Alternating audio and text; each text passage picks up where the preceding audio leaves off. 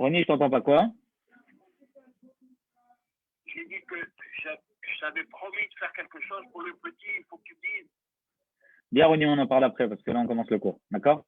C'est très gentil, mais on en parle après. Ah, merci beaucoup. Ok, Bye bye. Bye. all right.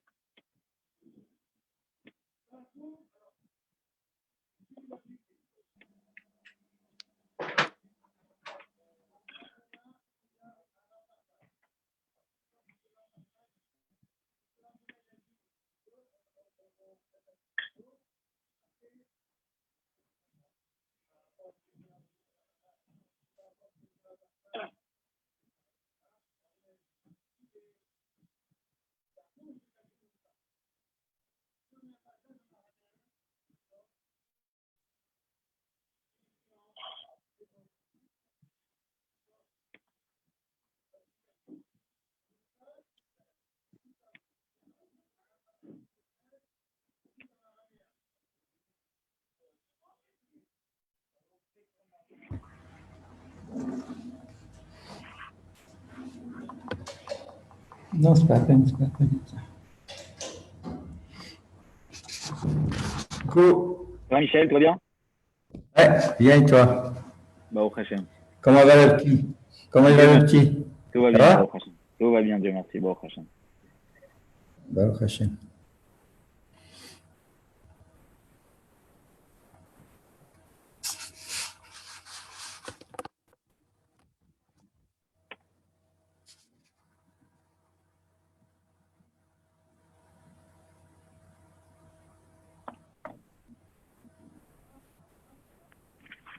On va commencer dans une petite minute, on attend que les autres se connectent. Vous voyez bien la feuille au centre? Tout le monde la voit? Ouais.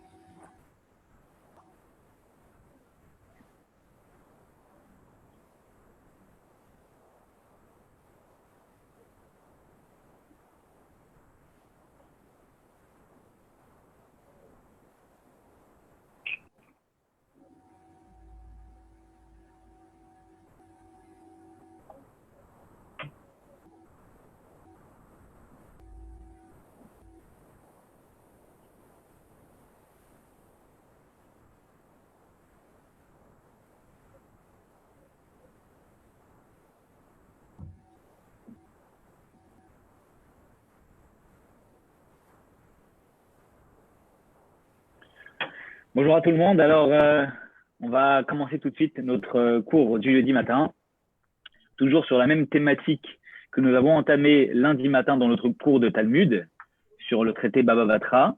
Le thème était, on avait parlé de filiation et privilèges. Alors, lundi matin, dans la partie afférente au Talmud, dans Baba Batra, nous avions parlé du privilège du premier-né. On avait parlé également des liens de filiation entre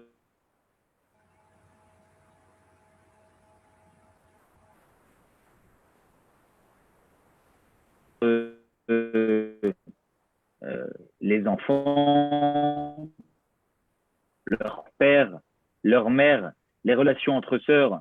On va continuer toujours. Ça a été coupé.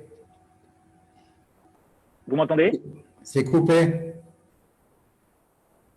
Vous m'entendez? Je te vois plus là, David. Est-ce que vous me voyez? Vous m'entendez? Oui, très bien. Alors, je continue. Donc, on va se concentrer aujourd'hui beaucoup plus sur la relation entre, non pas avec les enfants, mais entre Léa, Je te vois Rachel et je t'entends. et Léa, Rachel et Yaakov. Donc, vous le savez, au début de la paracha de la semaine, il est écrit, enfin, dans les premiers instants, le fait que Yaakov quitte Beersheva, il va en direction de Haran, puis ensuite il arrive là-bas et il va se marier. D'abord, il va pour se marier, va également pour sortir des mains des saves, mais également pour se marier. Il rencontre Rachel, puis il travaille et son beau-père Lavan lui donne Léa, comme on l'a dit. Ensuite, il lui dit, attends une semaine, je te donne Rachel à condition que tu travailles 7 autres années. Et ensuite, c'est ce qui est écrit, vous le voyez dans la référence 1, il lui a donné Rachel. Donc, Yaakov était marié avec Rachel et Léa. Par la suite, Rachel, eh bien, n'avait pas d'enfants alors que Léa avait des enfants.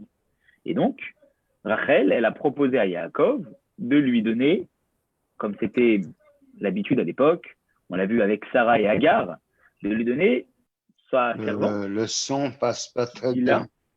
Et par la suite, Rachel a donné, Léa, a donné sa servante également Zilpa. Ce qui veut donc dire que Yaakov s'était marié avec 4 femmes. Rachel, Léa, Bilha et Zilpa. C'était des concubines, mais elles avaient également le statut de femme. Il y a une grande question qui se pose. Et c'est une question qui retient notre attention. On l'a vu ces dernières semaines, l'importance que les patriarches mettaient dans le fait de respecter les mitzvot de la Torah. On a dit que les patriarches, même s'ils n'étaient pas astreints à devoir respecter la Torah, ils faisaient en sorte d'être extrêmement attentifs sur le respect des lois de la Torah. On l'a vu avec Abraham, on l'a vu avec Yitzhak. Rappelez-vous, avec Abraham, on a parlé des mitzvot qu'Abraham accomplissait. On a dit qu'il accomplissait même le maaser. Yitzhak, on a dit, lui aussi, c'est de lui qu'on apprend le maaser. Plein de mitzvot que les patriarches ont accomplis. Ce sont des mitzvot qui seront donnés pas bon, hein. plus tard dans la Torah. Entrecoupé.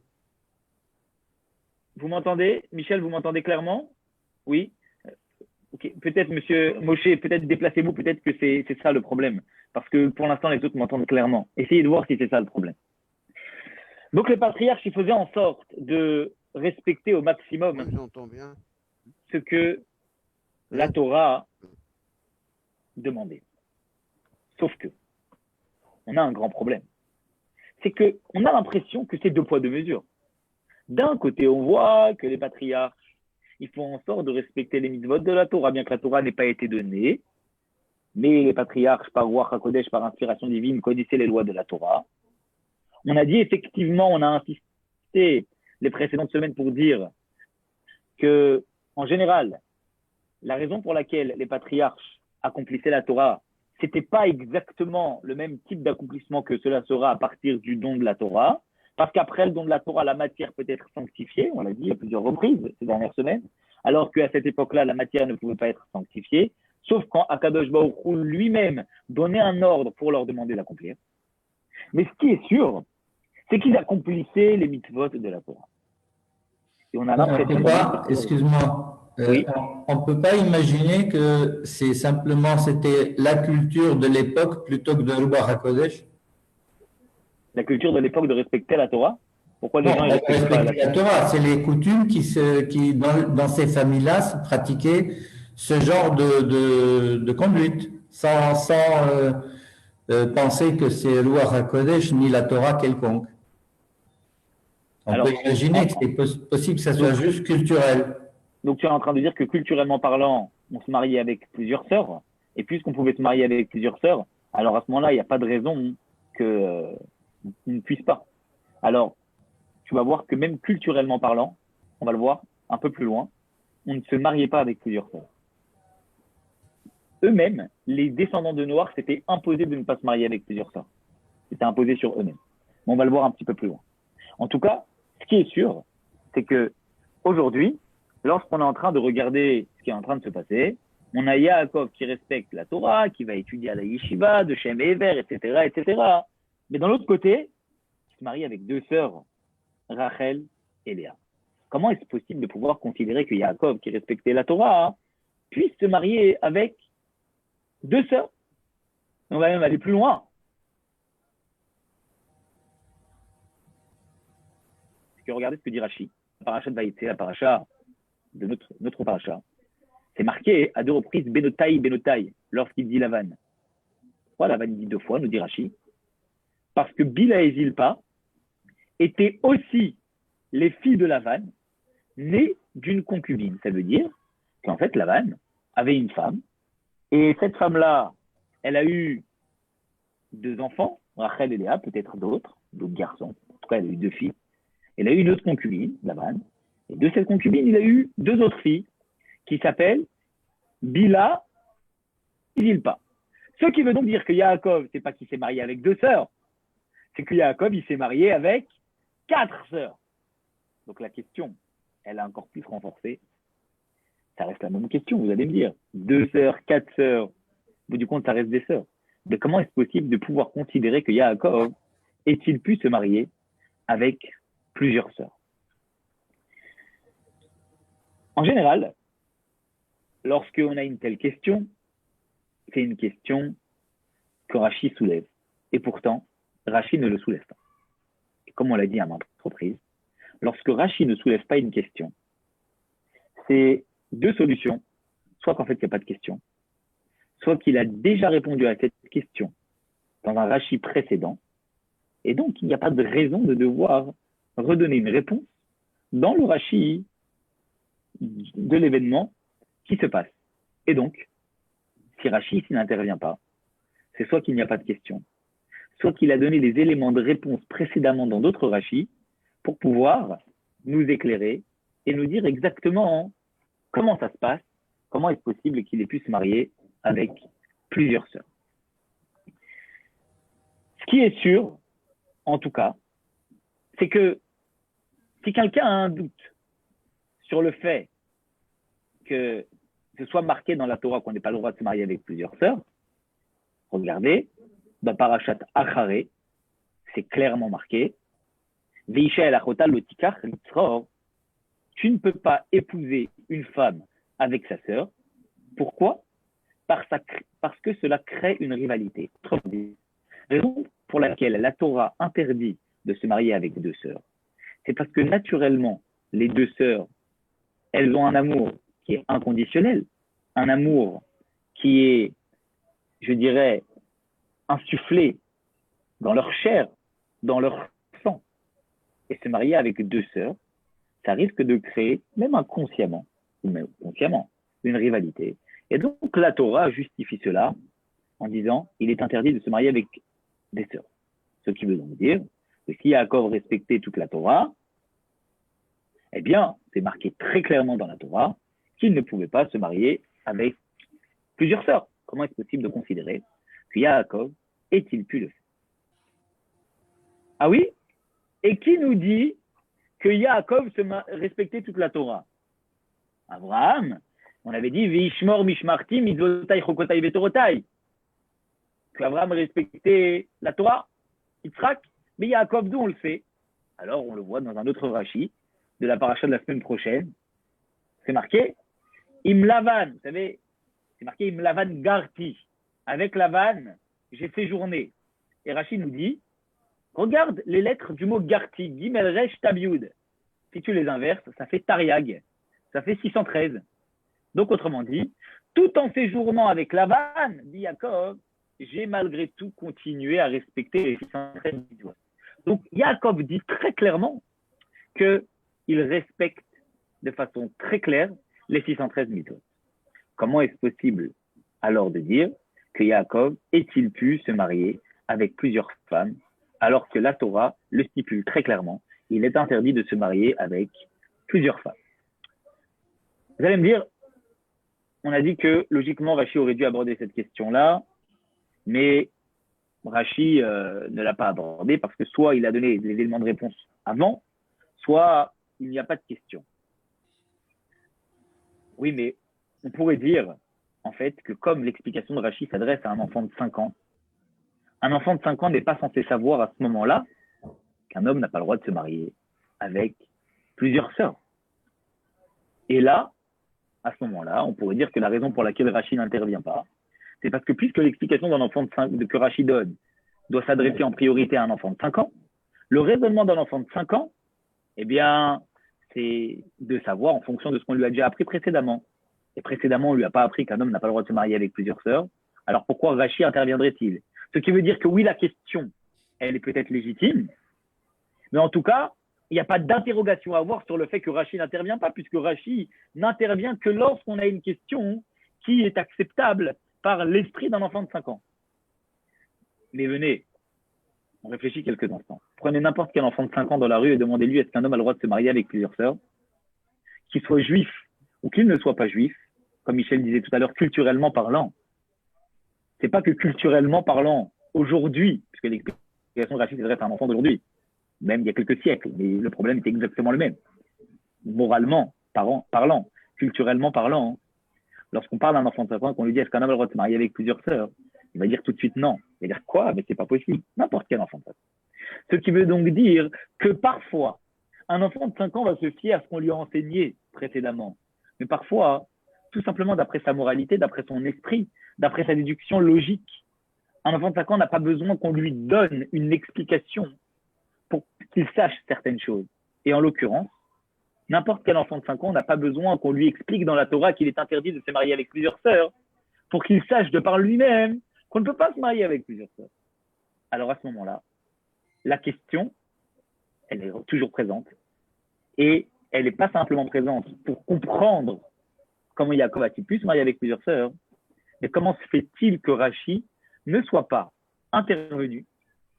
Comment se fait-il que Rachi ne soit pas intervenu pour pouvoir nous expliquer comment se fait-il que Yaakov a-t-il pu se marier avec plusieurs sœurs alors qu'habituellement, eh bien, il respectait les 613 mitzvot. Alors, on est toujours sur le même constat. Si Rachi ne l'a pas abordé ici, c'est soit qu'il nous a donné des éléments de réponse plus haut, autre part, soit qu'il n'y a pas de question.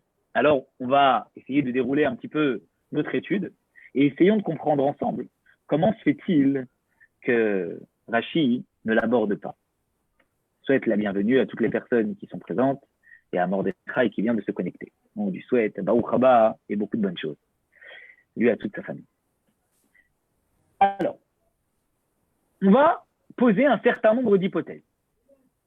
La première hypothèse que nous allons poser, c'est de dire que Rachi, dans les parachiotes précédentes, il était intervenu et il nous avait dit quelque chose.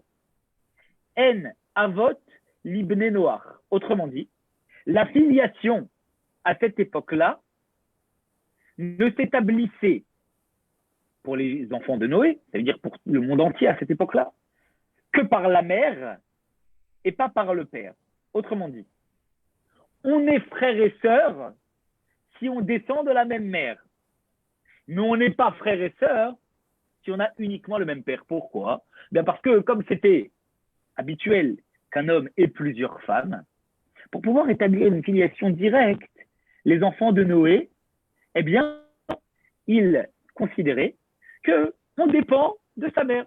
On sait qu'on est l'enfant de sa mère. De l'enfant du père, réellement à cette époque, est-ce qu'on pouvait réellement savoir? C'est compliqué. Alors, on est l'enfant de sa mère. L'enfant de son père, c'est peut-être plus délicat. Donc, on pourrait dire que finalement, eh bien, Yaakov, il ne s'est pas marié avec 4 sœurs. Pourquoi? Parce que Bila et Zilpa descendent d'une femme et les Rachel et Léa descendent d'une autre femme. À ce moment-là, oui, elles ont le même père, mais ce n'est pas des sœurs, puisqu'on a dit que la filiation ne s'établit pas par le père. Admettons qu'on veuille considérer cette hypothèse-là. Il y a toujours une question. C'est que même si tu veux dire qu'il ne s'est pas marié avec 4 sœurs, alors à ce moment-là, il s'est quand même marié avec 2 groupes de 2 sœurs. Parce que ce qui est sûr, c'est que Rachel et Léa descendent de la même mère, et que Bila et Zilpa, nous dit Rachi, descendent également de la même mère. Une concubine, certes, mais de la même mère. Ça veut donc dire que Yaakov, eh bien, il ne s'est peut-être pas marié avec 4 sœurs, mais en tout cas, il s'est marié avec 2 groupes de 2 sœurs, puisqu'elles descendent chacune, Bila et Zilpa, de la même mère, et Rachel et Léa d'une autre mère. Donc, il y a malgré tout un problème à ce niveau-là. Alors, pour répondre à cette question, je vous propose de regarder d'autres hypothèses qu'on va essayer de poser et on va voir à ce qu'elles tiennent la route. Et si jamais, eh bien, peut-être qu'on sera amené à devoir les repousser. On a l'hypothèse posée par Ramban, Rabbi Moshe ben Nachmanide, qui nous dit Abraham, lui, il a étudié toute la Torah par inspiration divine. Donc déjà, tu vois, Michel, on voit clairement que le respect de la Torah, nous dit Ramban, c'est l'inspiration divine. C'est Dieu qui a permis de leur donner la possibilité de pouvoir respecter la Torah. Donc, ce n'est pas uniquement une histoire de culture, c'est une histoire de respect de la Torah par Ruach HaKodesh, par inspiration divine. Et il était versé dans l'étude, et il connaissait la raison des mitzvot et le secret des mitzvot, parce que par Ruach HaKodesh, par inspiration divine, il avait la possibilité d'avoir tout ça. Et il a observé toute la Torah, d'accord, comme quelqu'un qui le faisait, nous dit Ramban, mais sans en avoir reçu l'ordre. Parce qu'effectivement, Abraham n'a pas reçu l'ordre de Dieu de l'accomplir. Puisque par Ruach HaKodesh, il savait de quoi était composée la Torah, qu'il savait que c'était la volonté de Dieu et qu'elle serait donnée plus tard, alors il l'accomplissait. Est-ce que Dieu pour autant lui a donné l'ordre de respecter toute la Torah? Non. Regardez ce que dit Ramban. Il nous dit néanmoins, son observance eut lieu seulement en Israël. Ça veut donc dire qu'Abraham, quand est-ce qu'il respectait la Torah, les 613 mitzvot de la Torah, c'est quand il était en Eretz Israël. Yitzhak, certainement la même chose. Et Yaakov, certainement la même chose. Ça veut donc dire, deuxième hypothèse, que puisque les patriarches respectaient les 613 mitzvot, que quand ils étaient sur la terre d'Israël. Pourquoi? Parce qu'on sait que finalement, les mitzvot, c'est le ratson de Dieu, les mitzvot, c'est la volonté de Dieu, et que ratson, c'est la même racine que Eretz, la terre. Donc autrement dit, quand est-ce qu'on accomplit le ratson de Dieu, nous dit Ramban, le ratson de Dieu suprême des 613 mitzvot, il l'accomplissait quand ils étaient dans Eretz, dans la terre d'Israël. Mais quand ils n'étaient pas dans la terre d'Israël, oui, on sait que Yosef a respecté les règles en étant en Égypte, donc ça colle pas. D'où on sait que Yosef il a respecté les règles en étant en Égypte, les règles de la Torah. Parce qu'on sait que malgré qu'il était dans un monde complètement étranger à la Torah, il a respecté et il a demandé à ce que son cercueil soit transporté à la sortie d'Égypte. Donc, oui, Michel, mais dans le même raisonnement que tu as abordé au départ, on pourrait dire différemment, on pourrait dire que culturellement parlant, chez ses ancêtres, on devait se faire enterrer dans la terre où on était né. Donc, il n'a pas demandé, par rapport à le point que tu as évoqué, d'être enterré sur la terre d'Israël, parce que, tout simplement, eh bien, culturellement parlant, il a vu son père qui avait fait la même chose, qui avait demandé à ce que son cercueil reparte en Israël. Donc, on peut très bien dire que ce n'est pas le respect de la Torah, c'est culturel. Et que toutes les choses qui fait que Yaakov, que Yosef, pardon, dont tu parles, il a respecté, c'est pas respecter les 613 mitzvot, c'est avoir un comportement décent, un comportement des lois que ses pères lui ont enseignées, parce que la moralité veut qu'on respecte ce que nos ancêtres nous ont enseigné, et donc il a continué dans ce chemin-là, mais pas nécessairement pour dire qu'il a accompli les 613 mitzvot. Alors là où la question se pose, c'est pas sur les 613 mitzvot, c'est marqué que Yosef, il a respecté, nous dit Masechet Shabbat, il a respecté le Shabbat. Ah là, tu veux dire aussi à respecter le Shabbat. Le Shabbat, c'était pas quelque chose qui devait être respecté par, c'est pas marqué dans les 7 lois de Noé de respecter le Shabbat. Donc ça veut dire que ça va au-delà. Ça veut dire qu'il respectait certaines mitzvot. Oui, mais le fait qu'on dise qu'il respecte le Shabbat Yosef, ça veut pas dire nécessairement, là je suis en train de pousser l'hypothèse jusqu'au bout. Après on va la rejeter l'hypothèse. Mais je suis en train de la pousser jusqu'au bout pour te montrer que même sur Yosef, elle s'applique. Le fait qu'il respectait le Shabbat ne veut pas dire qu'il respectait les 613 mitzvot. Ça peut vouloir dire deux choses. Soit qu'il respectait certaines mitzvot, le Shabbat, oui, d'autres règles de moralité. Et c'est pour ça. Donc certaines mitzvot de la Torah est respectées, d'autres ne les respectaient pas. Mais il n'y a qu'en Israël qui respectait les 613 mitzvot, comme ce que nous dit Ramban. Ou, deuxième solution, le fait qu'il respectait les 613 mitzvot, c'est sa déduction logique de se dire, puisque Dieu, eh bien, il s'est reposé le 7e jour, alors moi aussi je respecte le 7e jour et je me repose. Donc pas pour faire comme ses ancêtres, ou pas pour faire certaines mitzvot ou pas, mais tout simplement par sa propre logique, en étant une personne qui était injuste, dans le respect des traditions du moment. Alors à ce moment-là, Yosef, Il a dit, Dieu s'est reposé le 7e jour, je me repose le 7e jour. Mais ça ne veut pas dire qu'il respectait les 613 mitzvot lorsqu'il était en dehors d'Israël. Alors, peut-être qu'il y a comme il s'est marié avec les deux groupes de sœurs, on va dire. Rachel et Léa, ou Bila et Zilpa, ou les quatre. Il n'était pas en Israël. Il était à Padan Aram. Alors à ce moment-là, il n'était pas soumis au respect de ce principe qui est marqué dans Parashat Acharei, de ne pas pouvoir se marier avec une autre sœur. Et donc à ce moment-là, certainement que c'est la raison pour laquelle Yaakov s'est donné le droit, puisqu'il n'était pas en Israël, de se marier avec plusieurs sœurs. Mais il y a un problème. C'est quoi? C'est qu'on vient de dire dans le Rashi qui est juste en haut, vous savez, à la fin du 1, Im Lavan Aracha Garti. Avec Lavan Aracha, j'ai habité. Autrement dit, c'est quand j'ai séjourné chez Lavan que Garti, les lettres de Tariaq 613, ont été appliquées. Et trompe-toi si tu penses que j'ai respecté les 613 mitzvot que quand j'étais en Eretz Israël. Rashi dit très clairement, Lavan Aracha Garti. Même quand j'étais chez Lavan Aracha, j'ai respecté les 613 mitzvot. Ça veut donc dire que Yaakov, quand il était à Padan Aram, chez Lavan, il a respecté les 613 mitzvot. Donc, la question revient à son état initial. Comment est-ce possible de dire que Yaakov a-t-il pu se marier avec plusieurs sœurs, puisqu'il est clair maintenant que même chez Lavan, Yaakov a respecté les 613 mitzvot. Troisième hypothèse. Il est écrit dans Parashat Drachim, Maharash Shafé écrit que Yaakov, il a épousé les sœurs par un ordre divin, par Ruach HaKodesh. Autrement dit, Dieu lui a dit à Yaakov, tu vas te marier avec plusieurs sœurs. Pourquoi? Eh bien parce que la seule façon de pouvoir avoir les 12 tribus, c'est de te marier avec ces femmes-là. Mais il y a un problème, il y a même deux problèmes. Le premier problème, il est que Dieu, il a effectivement dit à Yaakov qu'il devait avoir les 12 tribus, et par Ruach HaKodesh, il lui a dit qu'il devait avoir 12 enfants.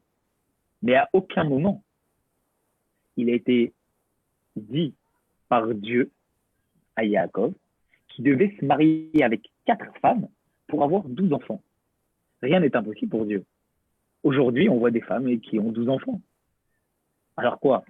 Il fallait 2 femmes pour avoir 12 enfants. Il fallait 2 sœurs pour avoir 12 enfants. Il fallait 4 sœurs pour avoir 12 enfants. C'est quoi? Prends une femme d'une concubine à la limite, une fille d'une concubine et une fille de la femme légitime. Prends les Rachel ou Léa et prends l'autre si tu penses que tu ne vas pas avoir 12 avec une seule femme. Mais la vérité, elle est qu'aujourd'hui, ce n'est pas dérangeant d'avoir 12 enfants avec une femme. Et même si Jacob, il pensait qu'il devait avoir 12 enfants, ce n'était pas nécessairement avec 4 femmes. Pourquoi Jacob, il a pensé alors qu'il fallait se marier avec 4 femmes pour avoir 12 enfants? Non, peut-être qu'en fait, Ruach HaKodesh, Dieu lui a inspiré, dit à Yaakov qu'il devait se marier avec 4 femmes pour avoir 12 enfants. Problème. Vous savez c'est quoi le problème? C'est quand vous regardez la Torah, la paracha de la semaine, il est écrit que Vatiten Rachel, et Rachel a donné. Et il est écrit également que Léa a donné. Autrement dit, c'est Rachel et Léa qui sont allés voir Yaakov et qui lui ont demandé d'épouser à chaque fois la concubine. Si c'était par inspiration divine que Yaakov il avait fait cette chose-là, alors à ce moment-là, c'est Yaakov de lui-même qui serait venu en accomplissant l'ordre divin. On parle de Ruach HaKodesh, inspiration divine. Donc Dieu lui a inspiré qu'il devait faire cette chose-là. Yaakov aurait fait le nécessaire pour lui-même aller au-devant des choses et se marier avec ces femmes-là. Or, on voit bien que ce n'est pas Yaakov qui a pris les devants. On voit bien qu'il a attendu que les femmes elles viennent. Ce qui veut donc dire 2 solutions. Soit que Yaakov n'a pas reçu l'inspiration divine de se marier avec ses 4 sœurs. C'est ces 2 autres femmes, Léa et Rachel, qui lui ont demandé, Vatiten, elles lui ont donné ces femmes. Elles ont pris les devants, elles, pour donner à Yaakov leur nourrice. Soit de dire que Yaakov, chas v'shalom, il a été nonchalant et il n'a pas voulu lui prendre les devants, il a attendu qu'on vienne vers lui. Mais c'est complètement aberrant de dire une chose pareille. Pourquoi? Parce qu'on voit très bien que Yaakov, dans son service de Dieu, il a toujours pris les devants. Il a toujours entrepris. Alors, si Yaakov, il entreprend, pourquoi certaines choses, il entreprend, d'autres, il n'entreprend pas? Ça marche comment? Ça veut donc dire que, finalement, l'histoire de dire que Yaakov a reçu un ordre divin, c'est quelque chose qu'il faut mettre de côté. Parce que oui, il a reçu un ordre divin d'avoir 12 enfants, mais il n'a pas reçu un ordre divin d'avoir 4 femmes et d'avoir 4 sœurs ou 2 groupes de 2 sœurs. Et donc à ce moment-là, la raison pour laquelle il s'est marié avec ces femmes-là, c'est tout simplement parce que les 2 autres femmes, Rachel et Léa, lui ont donné des femmes, lui ont donné des concubines, lui ont donné leurs servantes. Ça veut donc dire que Yaakov, il n'a fait qu'accepter cette chose que ces 2 autres femmes, Rachel et Léa, lui ont demandé. Et donc la question, elle est, comment il a pu accepter une telle chose, d'accepter de se marier avec Bila et Zilpa, qui étaient 2 sœurs. Il aurait dû dire, déjà, Bila, je peux pas, je me suis marié avec Zilpa, c'est pas possible, Zilpa, je me suis marié avec Bila. Ou même si tu veux, de considérer déjà depuis l'origine, sans parler de Bila et Zilpa, on parlait déjà de Rachel et Léa, on va venir à notre question initiale, comment il a pu se marier avec 2 sœurs. Donc la question, elle revient à son état initial, comment est-ce possible de considérer que Yaakov s'est marié avec plusieurs sœurs? On va poser une 4e hypothèse. Vous la voyez ici dans le numéro 3. Vous savez qu'il y a un principe dans la Gemara qui dit guerre chénit gayer qui est katan chénolad dabé. Un converti qui se convertit, eh bien, qui est katan chénolad dabé, c'est comme un enfant. Autrement dit, c'est comme la naissance d'un enfant lorsqu'on se convertit. Un converti, c'est comme s'il venait de naître. L'anniversaire juif d'un converti n'est pas sa date de naissance, c'est la date de sa conversion. Parce que sa date de naissance, entre guillemets, dans le peuple juif, c'est la date où il a été converti. C'est là où on fête son anniversaire. On doit fêter son anniversaire. Ok, intéressant. Ça veut donc dire, finalement, que les femmes de Yaakov, Rachel, Léa, Bila et Zilpa, venaient d'une maison, d'accord, de Laban, une maison idolâtre. Donc on pourrait très bien dire que Yaakov, quand il a eu affaire à ces 4 femmes-là, Rachel et Léa, bien qu'elles étaient certainement, elles avaient un comportement qui était hors du commun, un beau comportement. Alors à ce moment-là, malgré tout, Yaakov a très certainement dû leur demander d'accepter sur elles, de mettre de côté l'idolâtrie et de croire en un seul Dieu, en Akadosh Baruch Hu. Ce qui veut donc dire que Yaakov, il leur a imposé, entre guillemets, pas imposé, mais en tout cas, elles-mêmes, voulant se marier avec Yaakov, elles ont vu la beauté des actions de Yaakov, et par les discussions, etc., Yaakov a été l'élément, je dirais, stimulant pour qu'elles veuillent entreprendre une nouvelle route, mettre de côté l'idolâtrie et se consacrer à Akadosh Baruch Hu, à un Dieu unique. Est-ce qu'on ne pourrait pas appeler ça une certaine forme de conversion et de dire que finalement, Rachel, Léa, Bila et Zilpa, avant de se marier avec Yaakov, elles se sont converties. Et si elles se sont converties, alors à ce moment-là, c'est comme des nouveau-nés. Et si c'est des nouveau-nés, c'est des sœurs biologiquement parlant, mais d'après le sens de la Torah, c'est plus des sœurs. Et si c'est plus des sœurs, alors à ce moment-là, qu'est-ce qui interdirait à Yaakov de se marier avec ces 4 femmes? C'est certes 4 femmes biologiquement parlant, 4 sœurs, mais d'après le sens de la Torah, si elles se sont converties, en tout cas si elles ont rejeté l'idolâtrie, alors à ce moment-là, ça reste que c'est plus des sœurs. Et si c'est plus des sœurs, Yaakov, il n'a rien transgressé. Et la question est ouverte. Ça veut dire que un homme, aujourd'hui, est-ce qu'il a le droit de se marier avec 4 sœurs? Si elles 4 sœurs, c'est sûr que non. Les Shaelachot Alotikar, on a dit dans le Parashat Acharé. Même si on met de côté la takana de Rabbeinu Gershom, vous savez, on peut pas se marier avec plusieurs femmes. Mais là, on parle des sœurs déjà. Non, mais il n'y a pas le droit de se marier avec plusieurs femmes. Oui, mais si elles sont converties, admettons que c'est 4 sœurs qui sont converties, est-ce qu'il a le droit de se marier avec elles? C'est une question. A priori, il y a un principe dans la Gemara qui dit que ce ne sont pas des sœurs. Donc pourquoi? Et on le voit dans plein de cas. Prenez le cas de l'héritage.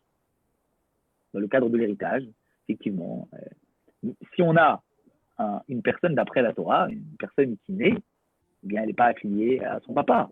Elle est affiliée à Abraham Avinu, une famille qui se convertit. Imaginez, vous avez des fois des familles qui se convertissent, des parents qui se convertissent avec des enfants, etc. Est-ce que pour autant ils s'appellent Ben leur père? Non, ils s'appellent Ben Abraham Avinu. Parce que même s'ils se convertissent tous ensemble, ils restent chacun indépendants les uns des autres dans l'histoire de leur conversion. Et donc, comment ça se fait que les tribus, elles, dépendent seulement de Yaakov et pas des 4 femmes? Ça veut dire quoi la question, Michel? J'ai pas compris. Les 12 tribus, Oui. elles sont attribuées seulement à Yaakov et pas aux 4 femmes. C'est-à-dire les 4 femmes, ça n'a pas d'importance. C'est Yaakov qui a les 12 tribus. Parce que, effectivement, le roi Hakodesh que Yaakov il a eu, l'inspiration divine que Yaakov il a eue, c'est d'être à l'origine de la conception de 12 enfants qui seront les 12 tribus.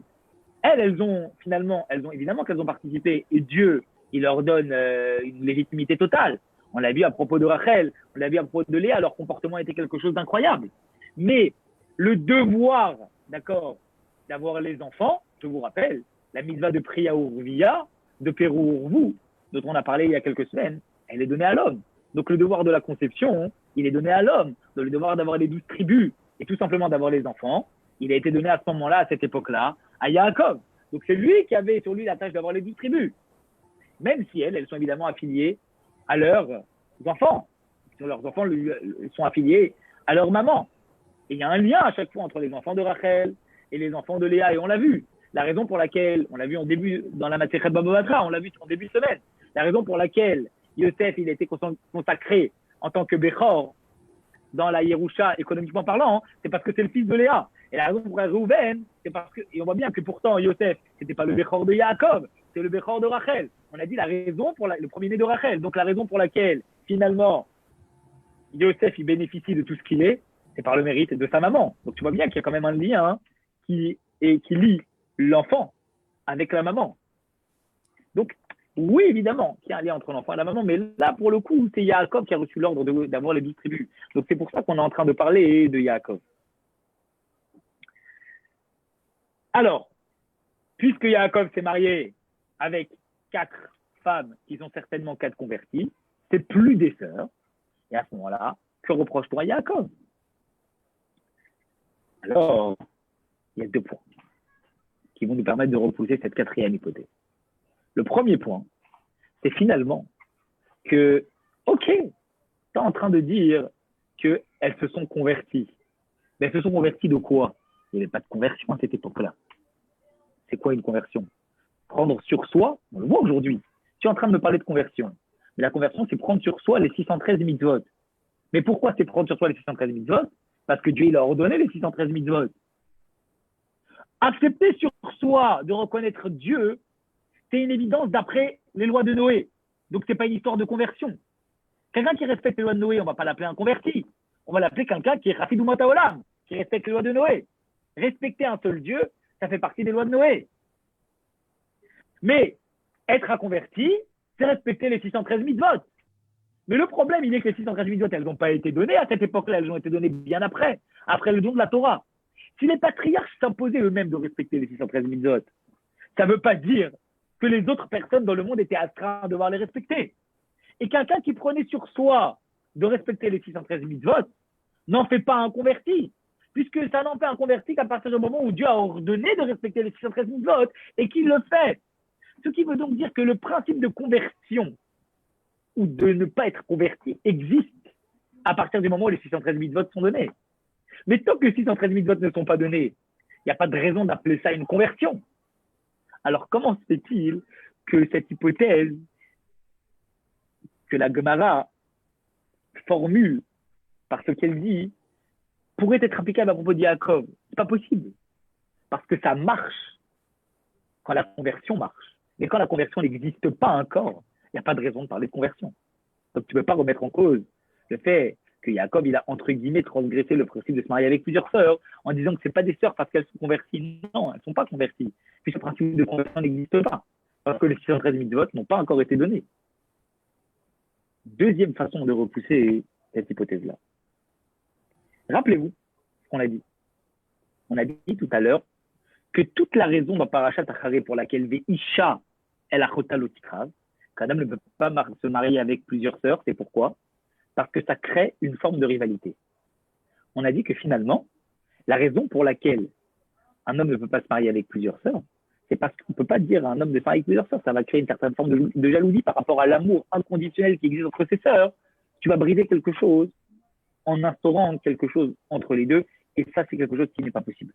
Et du reste, le Sefer HaChinuch nous dit très clairement, à propos de cette mitzvah, regardez, que la Torah, elle interdit de se marier à deux sœurs. Pourquoi? Parce que comme je vois il veut qu'il y ait le shalom entre les créatures. À plus forte raison, lorsque la relation, elle est telle que la raison et la nature, elles dictent la paix et non la dispute et la compétition constante. Et ça veut dire que quand un homme, il prendrait plusieurs sœurs, c'est sûr qu'il n'y aura pas la paix.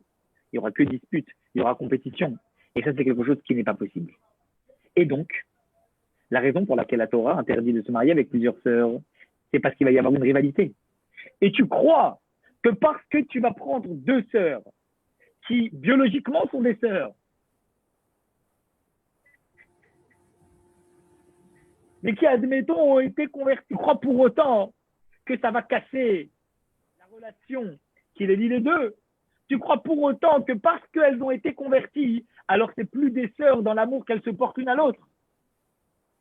Vous allez dire à des enfants, d'accord, qui ont des parents, vous allez leur dire, ah, vous êtes convertis, donc à ce moment-là, vous n'êtes plus des sœurs. Oui, c'est ça, vous faites très bien que c'est ce genre de sœurs. Vous ne devez plus aimer votre sœur, vous ne devez plus aimer vos parents. Non, on ne peut pas demander ça parce que la réalité, elle est qu'un père biologique reste un père dans l'attachement et dans l'amour qu'on a. Et on a la preuve ici, deux sœurs biologiques, bien qu'elles se convertissent, elles gardent quand même une relation humaine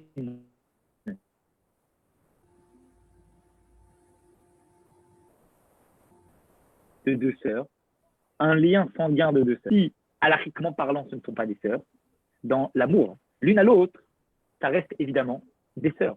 Et puisque ça reste des sœurs dans cet amour-là, la raison initiale de ne pas se marier avec plusieurs sœurs, elle reste exactement la même, qu'elles soient converties ou qu'elles ne soient pas converties. Donc effectivement, on disait tout à l'heure, on a dit, ah, alors aujourd'hui, peut-être qu'un homme a le droit de se marier avec plusieurs sœurs, elles sont converties? Non. Même aujourd'hui, s'il y a plusieurs sœurs et qu'elles sont converties, un homme ne peut pas se marier avec elles. Admettons que la Torah permette de se marier avec plusieurs femmes, un homme ne pourrait pas se marier avec plusieurs sœurs. Parce que toute la raison pour laquelle un homme ne peut pas se marier avec plusieurs sœurs, c'est par rapport à l'attachement et à l'amour qu'elles ont. Et c'est un amour de chair. Ne parlez pas de deux amis. Parlez de deux sœurs. Parce que deux amies, elles sont amies certainement, mais on ne peut pas comparer l'attachement de deux amis avec l'attachement à Ahava Ativit, on appelle ça. L'amour naturel qu'il y a entre deux sœurs. Et donc, on ne peut pas faire opposer la raison pour laquelle Yaakov s'est marié avec plusieurs sœurs sur le fait qu'elles soient converties. Parce que même si elles étaient converties par l'amour humain qu'elles se portent, et naturel qu'elles se portent les deux sœurs, Yaakov n'aurait pas pu se marier avec. Ok. Alors, à partir de là, d'accord, on va maintenant essayer de commencer à répondre. Parce qu'on a formulé 4 hypothèses, c'est pas mal, et on les a chacune repoussées. Et donc, on reste avec notre question ici. Pour comprendre tout ça, il faut d'abord que nous comprenions la définition des mitzvot que les patriarches accomplissaient. On a dit, Abraham, Yitzhak, Yaakov accomplissaient la Torah avant même qu'elle soit donnée. Ce qui fait qu'ils l'accomplissaient, même si Dieu ne leur avait pas ordonné, c'était pas un ordre, c'était donc une khumra, ce qu'on appelle une khumra, ce qu'on appelle quelque chose qu'ils s'imposaient en plus sur eux. une forme de piété supplémentaire qui s'imposait sur eux. Ça veut donc dire que finalement, il y avait deux types d'accomplissement chez les patriarches. Il y avait l'accomplissement de ce qu'ils avaient le devoir de faire parce que Dieu leur avait demandé. Il y a certaines choses que Dieu leur a demandé de faire. Et ça, ils en avaient l'obligation parce qu'ils étaient astreints parce que Dieu leur avait demandé. Et il y a d'autres choses. C'est quoi? C'est que Dieu, eh bien, il ne leur avait pas demandé de faire, mais eux, en tant que Khumra, pour faire quelque chose en plus, par souci de piété supplémentaire, ils le prenaient sur eux.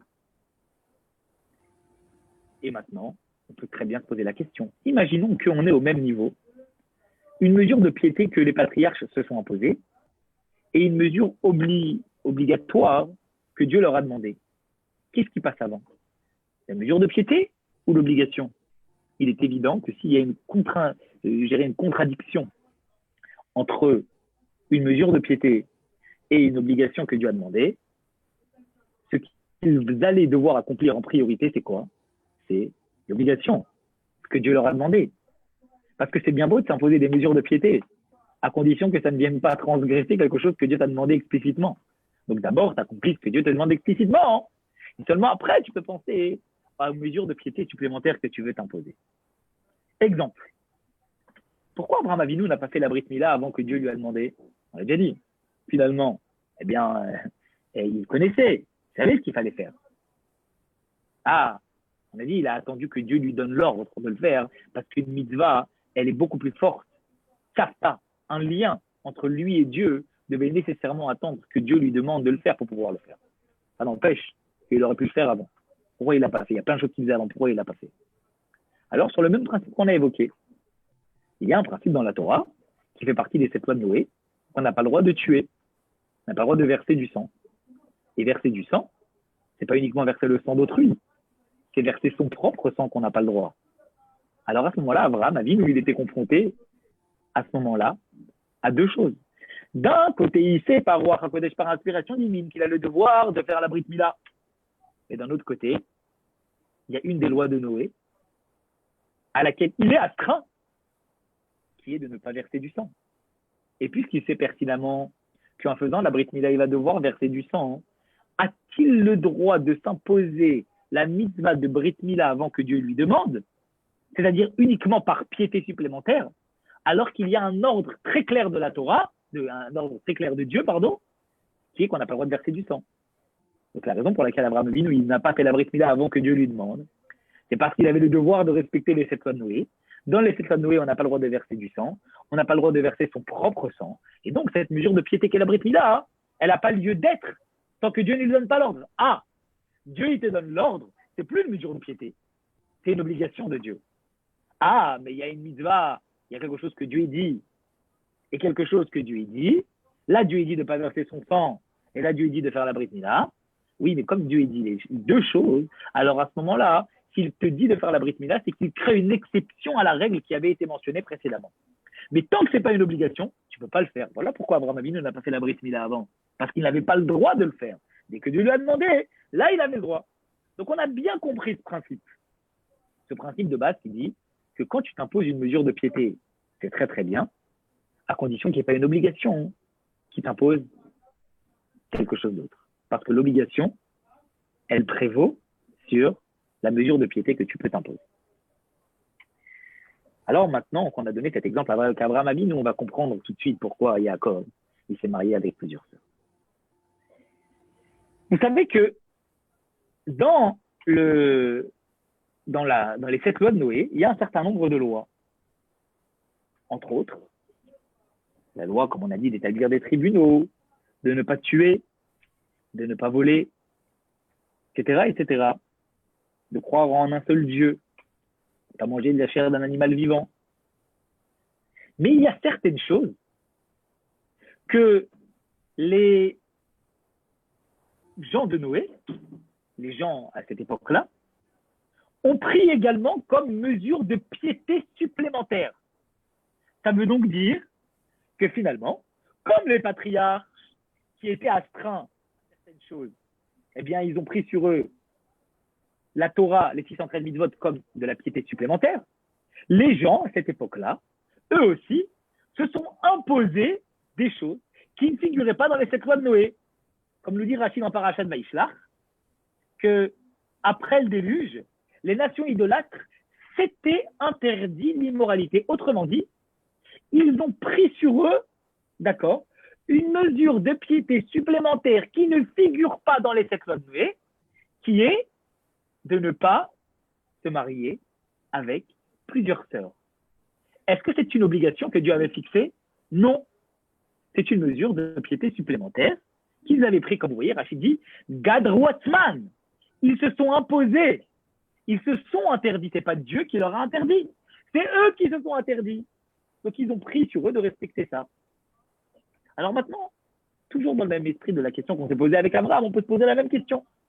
Si on a devant nous quelque chose que Dieu nous a imposé de respecter, et on a également quelque chose que soi-même nous nous sommes imposés de respecter, qu'est-ce qui passe avant? Ce que Dieu nous a demandé de respecter ou ce que nous-mêmes nous nous sommes imposés de respecter? Alors on l'a dit, dès qu'il y a une obligation divine, elle passe avant tout, avant la piété supplémentaire, qu'elle soit en plus des lois de Noé ou qu'elle soit en plus des 613 mitzvot. Ce qui veut donc dire que les gens, tant que la Torah n'a pas été donnée, ce qui doit être respecté de toute façon, c'est les 7 lois de Noé. Après, tu t'imposes des mesures de piété supplémentaires. Que ce soit des choses en plus des lois de Noé, ou même tu vas beaucoup plus loin comme les patriarches, et que tu t'imposes des choses qui dépendent de la Torah, hein. Ce qui passe avant tout, quoi qu'il arrive, c'est le respect des 7 lois de Noé. Alors maintenant, on va reprendre le verset de Parashat Vayetze et on va comprendre. Que dit Yaakov à Lavan? Il lui dit, que m'as-tu fait? N'est-ce pas pour Rachel que j'ai servi chez toi? Et pourquoi tu m'as trompé? Je t'ai pas trompé. Pourquoi je t'ai trompé? Tu peux dire que je t'ai trompé, entre guillemets. Lavan aurait dû répondre ça. Tu peux dire que je t'ai trompé si Dieu m'impose de respecter, d'accord, certaines choses. Mais Dieu, il ne m'avait rien imposé. Ah bon, Dieu t'a rien imposé? Pourquoi tu te justifies?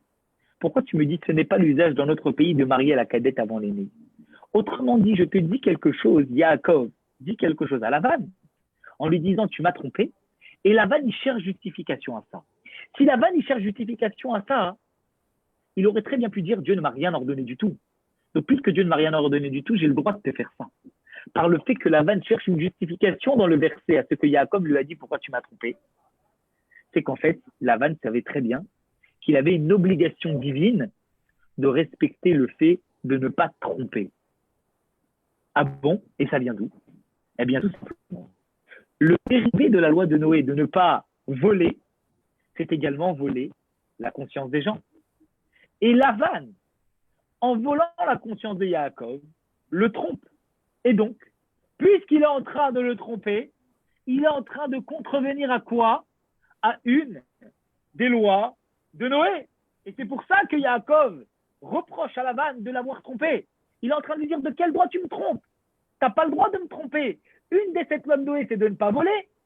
Et le dérivé de ne pas voler, c'est voler la conscience des gens. Autrement dit, voler quelque chose que tu sais, tu n'as pas le droit de le faire. Vous allez me dire tout de suite, pour ceux qui n'étaient pas là lundi ou ceux qui étaient là lundi, ah ben Yaakov aussi, il a trompé.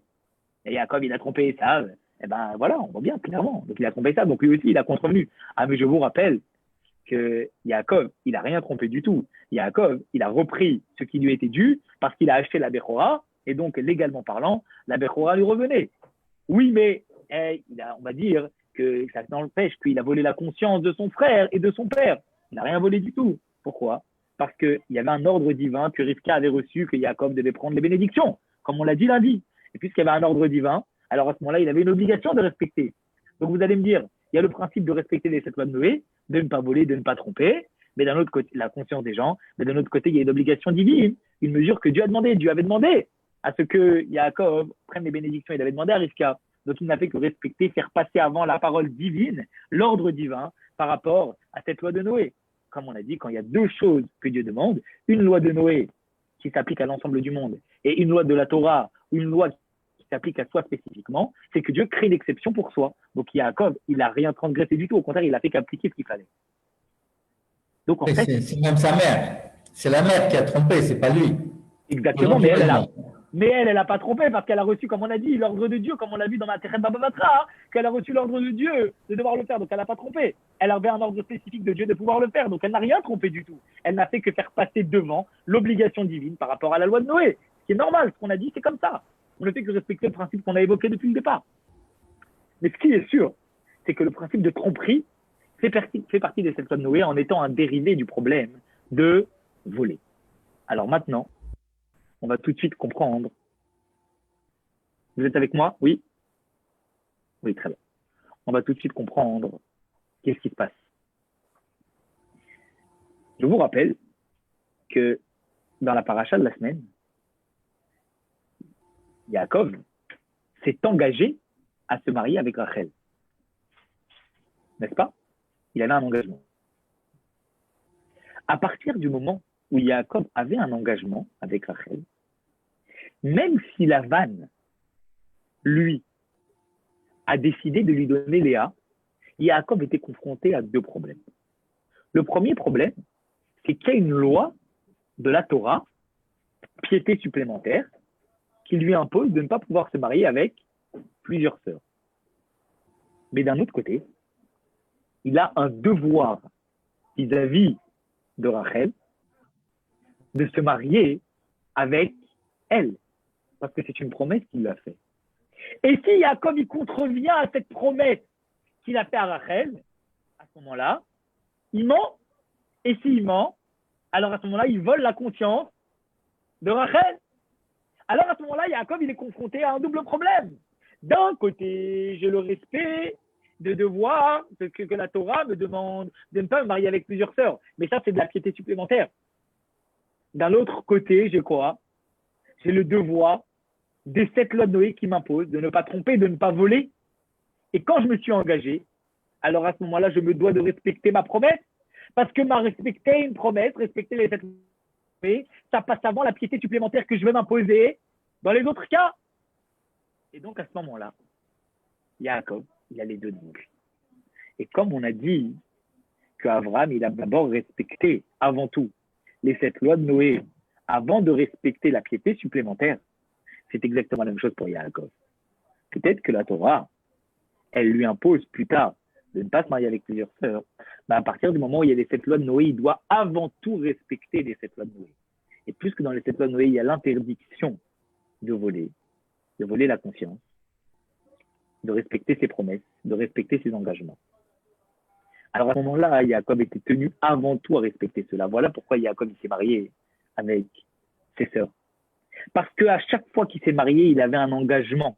Et cet engagement-là, il passait avant même le fait de devoir respecter sa piété supplémentaire. C'est ça qui fait tout le chemin que nos patriarches ont accompli. Avant tout, respecter les 7 lois de Noé. Ensuite, respecter le reste par piété supplémentaire. S'il y a une contradiction entre les deux, on fait passer en priorité les 7 lois de Noé. Jusqu'au moment où Dieu nous donne un ordre explicite qui peut-être vient en contradiction avec une autre loi. Mais si Dieu nous donne cette loi-là après, c'est qu'il estime que cela devient une exception au principe évoqué avant. Et à ce moment-là, c'est plus juste une piété supplémentaire, c'est une obligation, comme dans le cas de la Mila. Et voilà pourquoi Yaakov s'est malgré tout marié avec les sœurs, parce qu'il était tenu de respecter les 7 lois de Noé et de respecter ses engagements. Alors cela nous amène à tirer un enseignement de toute cette histoire-là.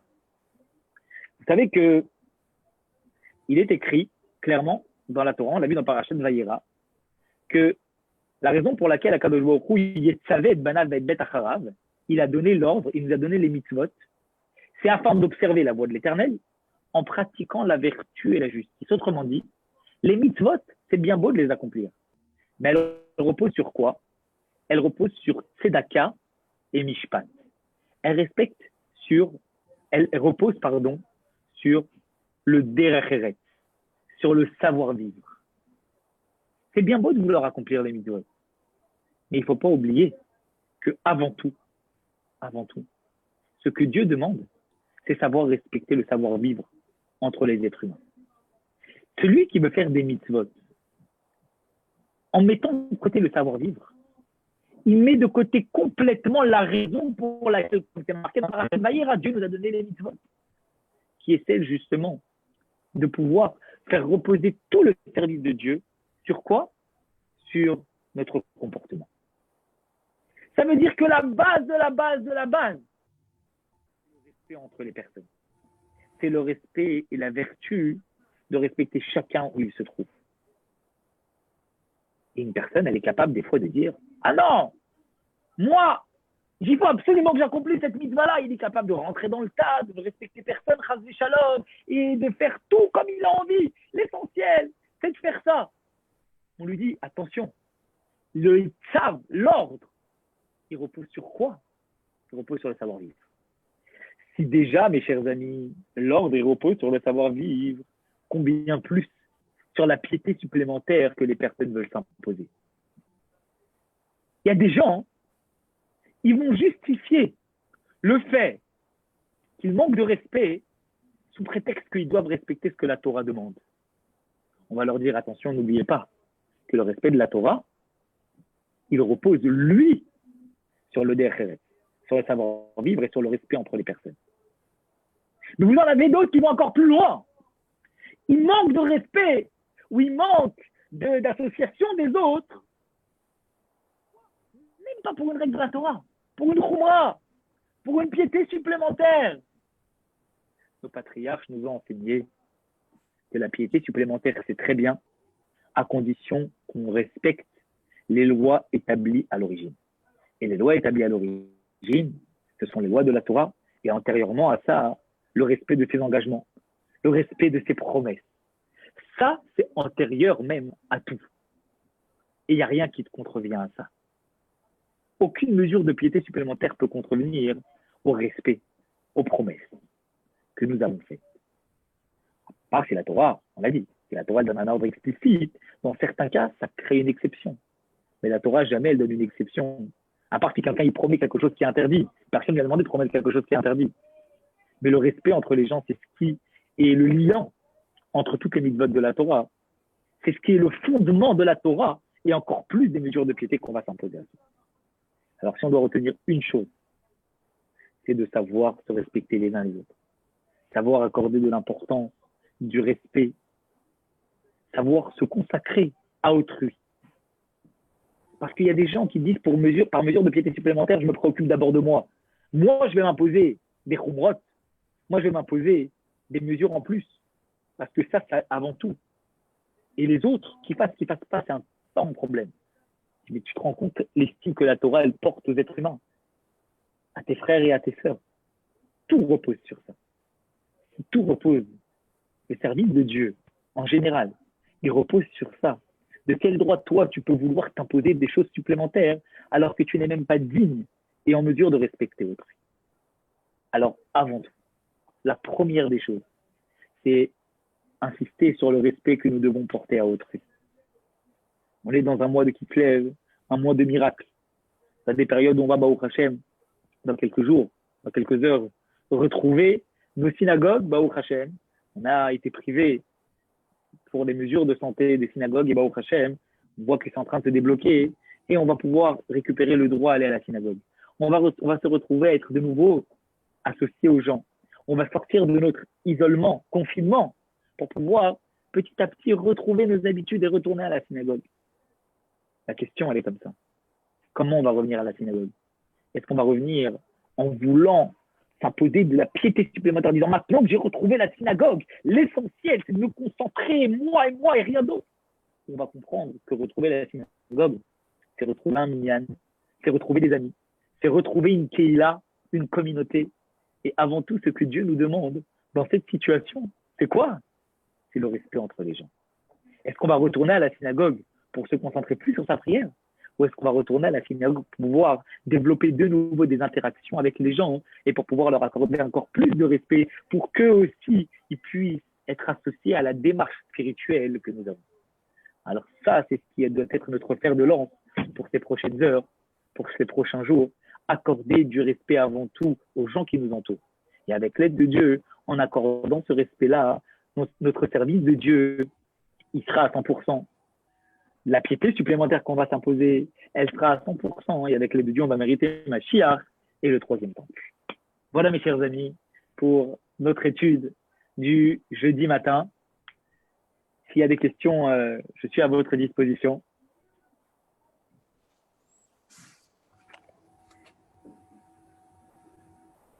Alors, en tout état de cause, c'est toujours un plaisir de nous retrouver. J'espère que j'ai été assez clair. S'il y a des questions, même en privé, vous pouvez sans hésiter me demander. En tout cas, n'oubliez pas, ce soir, on a un cours sur le Hérouv. On a le droit, ce soir, de 21h à 21h30, un cours sur Rambam. Dans quelle mesure on a le droit de porter dans un hôtel ou dans une cour ou dans un séjour organisé? Est-ce qu'il y a des choses à faire? Est-ce qu'on peut porter tout naturellement quand c'est le Shabbat? Et à 21h30, il y aura un Farvangen spécial à l'occasion de Yud Kislev, du 10 Kislev, qui est un jour spécial de la libération de l'Admour Haïm Saï, le deuxième rabbi de Lubavitch. Tout le monde est invité sur Zoom. Je vous enverrai les liens, évidemment, pour pouvoir vous connecter, pour qu'on puisse se retrouver encore ce soir, encore demain. Et sinon, pour notre programme du lundi et du jeudi matin, on se retrouve lundi matin pour une autre étude, un cours, si Dieu veut, avec une nouvelle thématique liée à la paracha de la semaine prochaine, la paracha de Vaishlach. Je vous souhaite Shabbat Shalom à tous, des bonnes nouvelles et à très très bientôt et à très vite. Tu peux répéter ce soir, tu as dit? Ce soir, de 21h, alors la première partie de 21h à 21h30, un cours sur les lois du Hérouv. Comment peut-on faire un Hérouv quand on est dans un immeuble? Qu'est-ce qui nous donne le droit de porter dans les parties communes d'un immeuble, le Shabbat, ou dans les parties communes d'un hôtel en Israël, en dehors d'Israël, dans un séjour organisé? Si l'hôtel appartient à un juif, si l'hôtel n'appartient pas à un juif, dans quelle mesure on a le droit de faire? Comment fait-on un Hérouv? On abordera ce soir, de 21h à 21h30, tous les détails, ainsi que les détails à l'Afrique. Et juste après, à 21h30, on se retrouvera avec Rav Pesner, avec Rav Levi Yitzhak, avec tous les rabbanim, pour pouvoir avoir également un autre programme qui sera également lié à la paracha de la semaine et à la date importante du 10 Kislev que nous sommes aujourd'hui. Merci. Merci beaucoup, Voilà. David. Je vous souhaite, avec plaisir, des bonnes nouvelles, Shabbat Shalom, et j'espère à ce soir à tout le monde. Des bonnes nouvelles. Au revoir. Merci. Bye. Des bonnes nouvelles.